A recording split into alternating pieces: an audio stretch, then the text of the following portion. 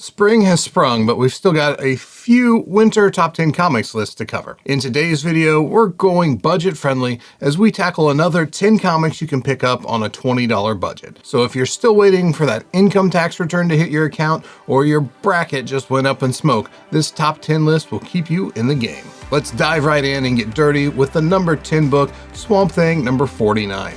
This June 1986 offering from DC Comics comes from the back half of Alan Moore's standout run as the writer of the series. Paired up in this issue with cover artist John Totleben and interior artist Stan Wolk, Swamp Thing 49 features the gathering of a group of characters that would go on to be known as Justice League Dark. This unofficial cameo of the team includes the Spectre, Dr. Fate, Sargon, Deadman, Hellblazer, Phantom Stranger, Etrigan, who's better known as the Demon, Zatanna, Dr. Occult, and our feature character, Swamp Thing. Recent sales have primarily stuck to the $15 to $20 price range, which is perfect for a book like this.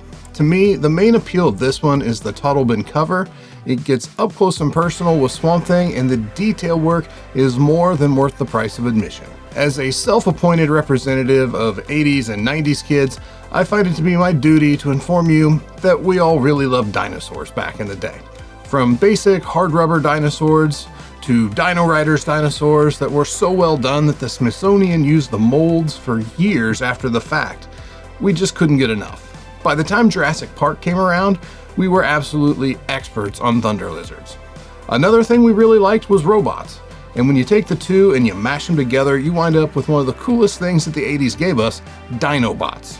Our number 9 book is the first comic book appearance of Slag, Grimlock, Snarl, Swoop, and Sludge in Transformers number 8. The Dinobots had a brief cameo appearance in Transformers number 4, but here they get the whole shebang. Full appearances and the first cover appearance as well. Well, for Slag, Sludge, and Grimlock anyway. Cover dated for September 1985, this issue went through a total of 4 printings because who could pass up a comic with robot dinosaurs on the cover? The creative team consisted of writer Bob Budiansky, cover artist M.D. Bright, and interior artist William Johnson, the same creative team that was featured in the preceding issue. Budiansky would actually be the only stable creator on that book for its first couple of years though. Recent sales have been running right around our $20 budget, which is a steal compared to what it would cost you to pick up the G1 action figures of the Dinobots. For the number 8 book, let's jump from one classic cartoon IP to another with Teenage Mutant Ninja Turtles Adventures number 8. What makes TMNT Adventures 8 special, you might ask? It's the first regular comic book appearance of Wingnut and Screwloose. TMNT started out as a violent black and white comic series that really wasn't suitable for kids. But you sprinkle a little cartoon magic on them and throw in a package of multicolored bandanas, and you've got one of the biggest kids brands the whole world has ever seen. Wingnut has been part of the TMNT universe for quite a while. Debuting originally in one of the TMNT serial mini-comics, Wingnut and his pal Screwloose, which is a mutated mosquito, broke into full-size comics with this February 1990 issue of TMNT Adventures, but they wouldn't appear on the show until October of 1991 in Season 5 of the original cartoon series. Most recently, Wingnut was featured in Mutant Mayhem. TMNT Adventures can be a fun series to collect if the nostalgia appeals to you, but there are not a lot of the 72 issues of the series that really have a lot of significance for collectors. Dean Clarion and Ryan Brown plotted this issue, while Ken Mitchell-Rooney drew the interior art. For me, the Wingnut and Screwloose action figure from the original toy line was a favorite, and for the $10 to $15 price point this issue has been selling at recently, it would be a very easy impulse buy. Since debuting in 1974, Wolverine has become one of Marvel's most iconic characters. For those of us who weren't here for the character's early days in comics, it's easy to overlook the fact that the character was really shrouded in mystery for many years. Creators such as Chris Claremont, Frank Miller, and Barry Windsor Smith would spend the better part of 20 years slowly building out Logan's backstory, but it wasn't until Paul Jenkins and Andy Kuber's Origin miniseries that we would see Wolverine in his earliest days. Our number 7 book is Wolverine the Origin number 1. Cover dated for November 2001, this issue was actually released on the final New Comic Book Day before 9/11. Kicking off this 6-issue miniseries, we're transported back to the end of the 19th century where we see Wolverine's childhood for the very first time, as well as the events that would lead up to his mutations manifesting. The series features a set of beautiful covers from Joe Quesada, who was starting to settle into his new role as Marvel's latest editor-in-chief. Recent sales of this issue have been in the neighborhood of $10 to $15, but there have been a number of sales for the entire set for fairly comparable prices as well, so if you want to read this thing, you might look into the whole set. With The Brave and the Bold on the horizon, interest in Damian Wayne has ticked up a bit recently. For the most part, the character's key issues are still fairly affordable, with values topping out around $50. But on our budget, we're going to have to pass on a few of those issues. That, however, doesn't mean that we're SOL when it comes to Damian books, though. Our number 6 book, Batman 657, is a fun one, as we see Damian in a Robin costume for the very first time. This isn't an official appearance, though, it's just Damian in the costume. He doesn't officially become Robin until 2009's Battle for the Cowl number 3. On top of that, Damian's first cover appearance is also found in this issue. Batman 657 was cover dated for November 2006 and was just the 3rd issue of Grant Morrison and Andy Kupert's run on the title, which James Gunn has openly praised as one of his favorite Batman arcs. Recent sales for Batman 657 have been in the neighborhood of $15 to $20 recently, which isn't a heavy lift for an issue that includes 2 pretty iconic moments for the Son of the Bat. We've talked about plenty of books from Marvel's 1980s imprint Star Comics, but here in the number 5 spot, we've got something fresh for you. Let's look at Strawberry Shortcake number 1. Strawberry Shortcake was the creation of Barbie Sargent, who was doing some freelance work for American Greetings back in the early 1970s. By the end of the 70s, the character had been refined, and Kenner Toys actually licensed the property and began making toys. A series of cartoon specials followed in the early and mid-80s, wrapping up with March 1985 Strawberry Shortcakes meets the Berrykins. Enter our featured book, which was cover dated April 1985 and includes Strawberry Shortcake's first comic book appearance, along with a number of her supporting cast, including characters such as Huckleberry Pie, Blueberry Muffin, Raspberry Tart, Custard, Sour Grapes, the peculiar Purple Pie Man of Porcupine Peak, Raisin Cane, Dirt, and Apricot. The creative team behind this issue consisted of writer Stan Kay and artist Howie Post, who drew both the cover and interior art. Recent sales of this issue have been between $15 and $20, but as cool as having a copy of this book would be, it's not going to replace the sweet strawberry scent of a Strawberry Shortcake doll. Yes, 40 years later, the damn things still smell like strawberries. Here in the number 4 spot, we have your Alan Moore Daily Double with Superman 423. All good things must come to an end, and in this issue, you not only find part 1 of one of the most iconic Superman stories ever, but also the final issue of the original Superman title that began all the way back in the summer of 1939. The numbering would continue, but the book would actually be retitled Adventures of Superman, beginning with the following issue. Cover dated September 1986, this imaginary story, as it refers to itself, revolves around Lois Lane recounting the final days of Superman in an interview with Tim Crane, who is a reporter from the Daily Planet, and this all takes place 10 years after the hero had last been seen. The creative team for this issue was absolutely loaded with star power. I already mentioned that it was written by Alan Moore, and on the art side, we have Kurt Swan, an indisputable DC legend, on the cover and interior pencils, with Murphy Anderson inking the cover and George Perez inking the interior. Talk about a supergroup of comic book creators. The story concluded in Action Comics 583, which was released 2 weeks after Superman 423. Recent sales for this book have typically been between $10 and $15, and since it's a Copper Age issue, there's no shortage of copies available out there for you. If you do pick up a copy of Superman 423, be sure to crack it open, unless you're buying a graded copy, of course, and give it a read. You won't be sorry. The wait is finally over, and the first couple of episodes of X-Men 97 have been released on Disney+. And while I haven't had a chance to watch it just yet, I'm hearing some really good things about the show. Hopefully this trend continues, because I want the series our number 3 book was based on to get the X-Men 97 treatment. Let's all rally for the rescue of Mary Jane Watson in Spider-Man 98. But first, let's talk about SpiderMan Adventures number 1. For just over 3 glorious years, from November 1994 to January 1998, Spider-Man the Animated Series was part of Fox Kids Network programming. Following in the footsteps of the successful X-Men cartoon that debuted in the fall of '92, the SpiderMan animated series led to a series of action figures from Toy Biz, multiple kid-friendly comic book series based on the show, and countless other licensed products.